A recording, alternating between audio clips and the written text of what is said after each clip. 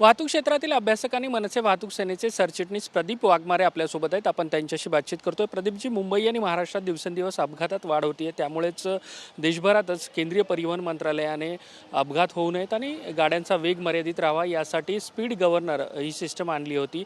आपण जो दावा करताय त्यानुसार महाराष्ट्रात ज्या पद्धतीने ही सिस्टम राबवली जाते यामध्ये मोठं गौडबंगाल आहे, भ्रष्टाचार आहे आणि निकृष्ट दर्जाची ही सिस्टम आहे. काय आपलं म्हणणं आहे?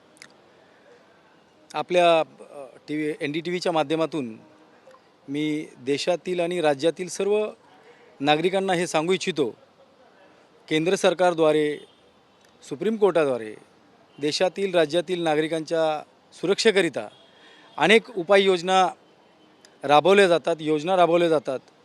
त्यामध्येच एक स्पीड गव्हर्नर ही एक योजना आहे. स्पीड गव्हर्नर म्हणजे आपल्या वेगावर नियंत्रण करण्यासाठी एक नियंत्रक लावलं जातं, एक असं डिव्हाइस लावलं जातं. परंतु या प्रामाणिक प्रयत्नाला आपल्या राज्यात कुठेही थारा नाही आहे.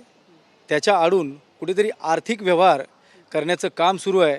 हे जे डिव्हाइस आहे हे माझ्या मते फक्त 500 ते 600 रुपयाचं डिव्हाइस आहे. याची मॅन्युफॅक्चरिंग कॉस्टच तेवढी आहे, त्याच्यापेक्षा कमी आहे. परंतु आज निवडणुकीच्या अगोदर हे डिव्हाइस जवळपास 2000 ते 2200 रुपयाला विकलं जात होतं. आता निवडणूक झाली, निकाल लागले, आता याच डिव्हाइसच्या किमती 5000 6000ला जाऊन पोचलेल्या आहेत. या माध्यमातून महाराष्ट्रातील नागरिकांची, वाहतूकदारांची लूट करण्याचं काम या महाराष्ट्र परिवहन विभागाकडून सुरू आहे आणि त्याकडे परिवहन आयुक्तांचं साफ दुर्लक्ष आहे. आम्ही वारंवार त्यांना या गोष्टींची माहिती देण्याचा प्रयत्न करतो, परंतु यातून असं देखील निदर्शनास आलेलं आहे की हे डिव्हाइस तर त्या गाडीवर फिट झालेलं असं त्या पेपरवर दिसतंय, परंतु त्या गाडीला ते डिव्हाइसच नसतं. आजच्या तारखेला जर आपल्याला अपघातांवर जर का नियंत्रण मिळवायचं असेल तर अनेक बाजूने आपल्याला प्रयत्न करावे लागतील. आजच्या तारखेला जे अपघात होत आहेत ते या सर्व अशा फेक डिव्हाइसमुळेच होत आहेत. या डिव्हाइसमध्ये काही नाही, बॉक्स मोकळं आहे फक्त. याच्यातून डिझेल पास होतं, ह्या सगळ्या गोष्टी आहेत, काही त्यामध्ये नाही. आता नवीन गाड्यांना इनबिल्ट डिव्हाइस येतं, त्यामध्ये थोडीशी सुधारणा आहे, परंतु या मॅन्युअल डिव्हाइसचं जे नियंत्रण आहे ते काही दलालांच्या हातामध्ये दिलेलं आहे.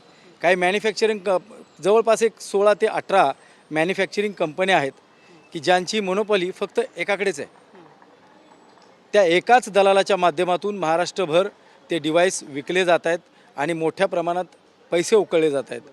हीच गोष्ट कुठेतरी त्या रस्त्यावर जाऊन अपघातांमध्ये परिवर्तित होते.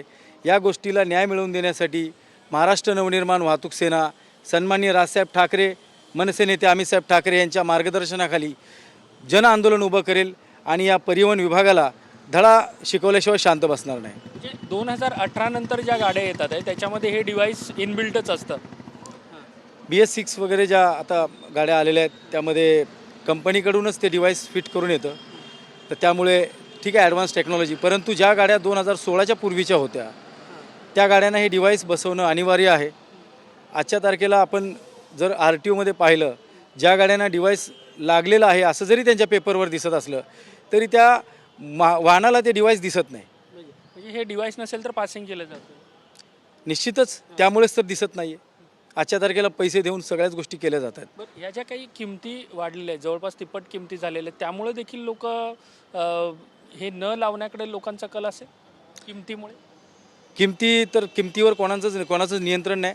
जे नियंत्रण परिवहन विभागाचं असायला पाहिजे, कारण हा विषय सुरक्षेचा आहे. जीविताशी कोणी खेळलं नाही पाहिजे. प्रत्येक नागरिकाला जगण्याचा अधिकार आहे.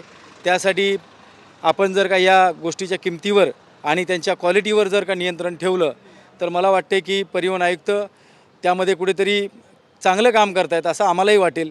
परिवहन आयुक्ताकडून या गोष्टींकडे साफ दुर्लक्ष केलं जातं आहे.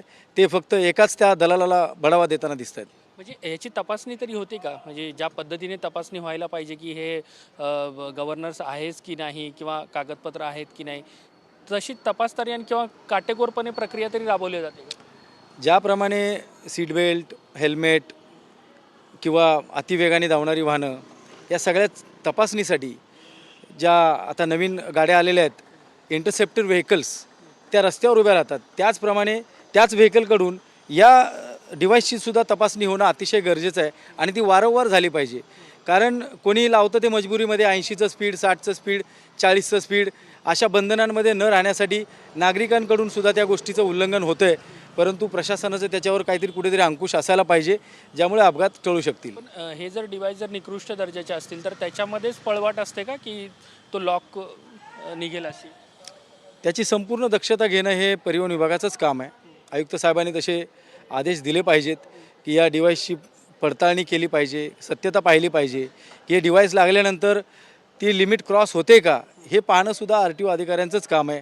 परंतु ते केलं जात नाही. कुठेतरी एकच ठिकाणी ठाण्यामध्ये त्याचं कार्यालय आणि त्याचे संपूर्ण मोनोपॉली महाराष्ट्रभर, त्यामुळे त्या ठिकाणी जाऊन ती तपासणी होत नाही, हे तर निश्चितच होतं. पण वेगाचं नियंत्रण नाही आहे असे जे चालन येतात त्यावरून स्पष्ट होतं ना की हे डिव्हाइसचं उल्लंघन होतं.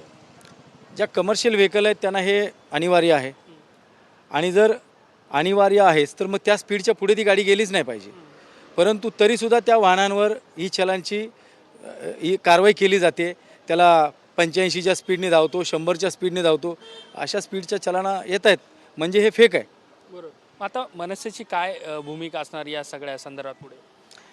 महाराष्ट्र नवनिर्माण सेना अध्यक्ष सन्माननीय राजसाहेब ठाकरे, मनसे नेते अमितसाहेब ठाकरे, मी वारंवार बोलण्याचा प्रयत्न करतो की नागरिकांची सुरक्षा यालाच प्राधान्य देतात.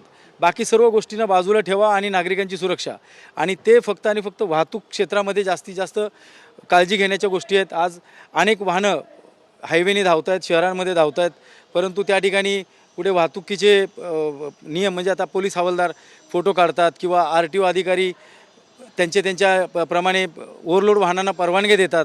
तर या सगळ्या गोष्टींना थांबवण्यासाठी त्यांनी आम्हाला नेहमीच आदेश दिलेले आहेत की नागरिकांच्या सुरक्षेला प्राधान्य द्या, आणि जर अशा कुठे गोष्टी घडत असतील तर त्याच्या पाठपुरावा करा आणि जन आंदोलन उभं करून जनतेला न्याय मिळवून द्या. धन्यवाद ही सगळी बातचीत केल्याबद्दल. व्हिडिओ जर्नलिस्ट संतोष पालवणकर सह मी देवेंद्र कोल्हटकर, NDTV मराठी, मुंबई.